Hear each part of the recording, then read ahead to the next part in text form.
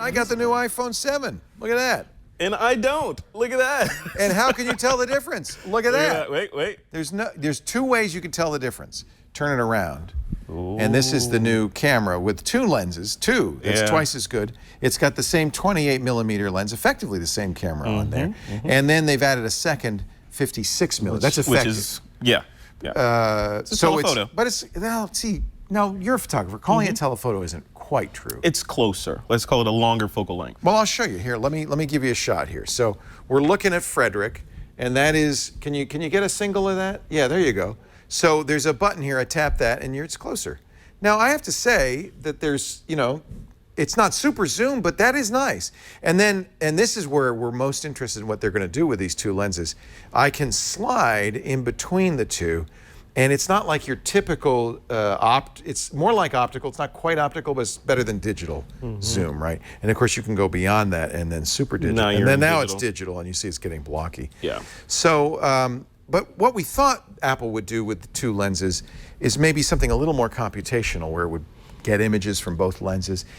Well, they're going to do that. They're going to release that feature. They're going to do portrait, not out yet. That may not be as sophisticated as it sounds. It sounds like they take two images and one's in the background. Figure out the deltas and blur the other one. And it's foca, we call it. Not bokeh. Foca. Brilliant. I like it. Yeah, you can use that on This Week in Photography. Yeah, trademark. Yeah, foca. This also, the other way you can tell is, wow, look, there's no, the bottom, something's missing. It's called a hole. Instead of one hole, now they got 8. So they took the headphone jack out, right? That's a little controversial. Some people don't care. How do you feel about it? How do you feel about it? Well, for instance, I was going to demonstrate this, and I realized I left my dongle at home. Yeah, that happens later in life. It's going to happen a lot, right? You're going to have to go out and buy a bunch of Lightning port to regular headphone dongles until they're going to be everywhere. You're going to have them in your car, everywhere. They're $9, so I figured I'll buy like 10. Yeah. Put them on all my headphones, and eventually, there you go.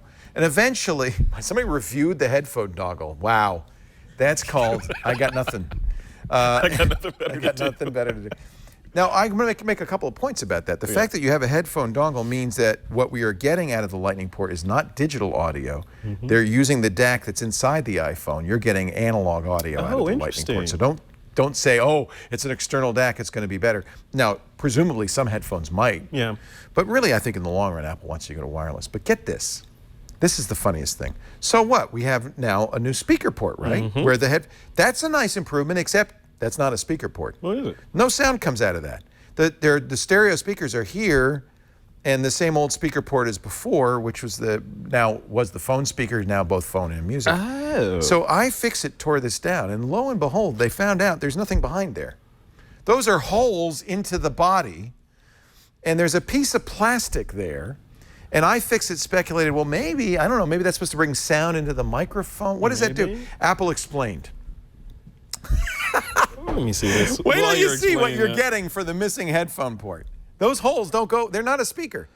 That thing, that plastic, molded plastic, is a barometric vent. So remember, this is waterproof, IPX67. It can stay under a meter of water for like half an hour. Yeah. Good if you drop it in the toilet and you forget about it for half an hour. I do that all the time. All the time. But so of course, because it's sealed, you got to have a vent if you want the air pressure equalized inside. Why would you want the air pressure equalized inside? One reason: there's an altimeter. So you've lost a headphone port, but you've gained an altimeter. So now how much would you pay? Actually, the iPhone has always had an altimeter. Just not as accurate as this one. No, it just wouldn't work in a sealed phone unless you equalize the pressure. So they had to do that. But Apple, did it really take courage to take out the headphone port and put in an altimeter port? Cure in search of a disease. Anyway, okay, I'm not going to go on. If you care about a headphone port, there's other phones you can get. Yeah. If you don't, then you don't have to. No more unsightly holes. Just stay here. Don't wait in any lines. Well, and kind of my advice is, if you have you have a 6S, right? Yes. A 6S. 6S Plus, yeah. 6S. You already got 3D touch. you got a great camera, you don't have dual lenses. I would say stick with that. If you have an older phone, you don't have 3D touch yet, for instance, then it's worth an upgrade. This is also haptic now, it's not physical. How do you feel about that, though? It's weird. Like it goes like a little, I don't know, what do you think? Touch it. I don't know. Touch my button. It's weird, isn't it? It is. I mean, it's like the MacBook. It feels just like that. It is. Yeah. You've seen it before if you have a MacBook, because that's the same thing. It doesn't click, but it goes, Yeah. It's not quite as clicky. It's just Yeah. But no usage with gloves or... Well, that's what Mike Hurley at Relay FM found out. If you use fabric, it doesn't work. Actually, it did there. So maybe it does work. Let's do a double. Capacitive shirt there? Well, exactly. Because apparently it's using the fingerprint sensor. Yes, it's not working now. Yeah. It uses the fingerprint sensor. It needs to be capacitive. Yeah. Just to be aware of. It's not going to be a good solution for gloves. Forget about the gloves. You know, it was nice even if you're wearing gloves. I mean, obviously you can't use the screen. You use capacitive touch gloves on there. Yeah, they make those. They have little silver filaments. I don't know. I could see where that's going though, because iPhone 8 will probably be all screen, I'm guessing. I think that's the case. And they're going to have to go in that. Now, what do you? They do say it's a better screen. The color gamut is much better. You look great in this. Yeah. Yeah. Nice. I know that guy. Handsome fella. Look at that. That's the picture I just took, by the way, and I zoomed in on it.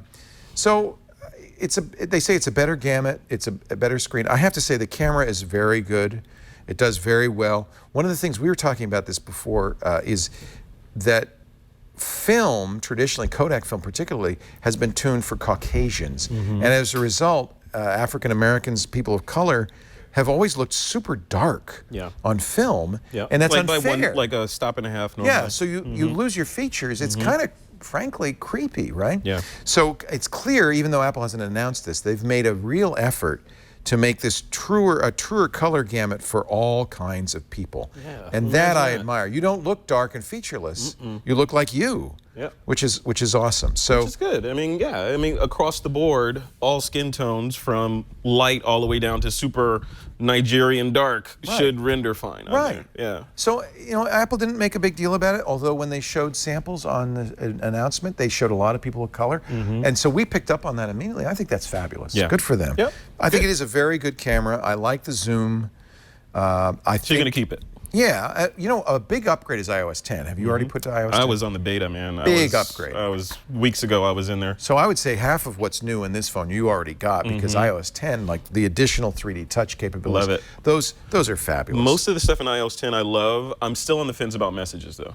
Messages, for me, come on, does not feel like a Jonathan Ive feature. I can't see Johnny Ive sending stickers. It's the best. It's the best feature. Now I'm going to show you a really great tip here.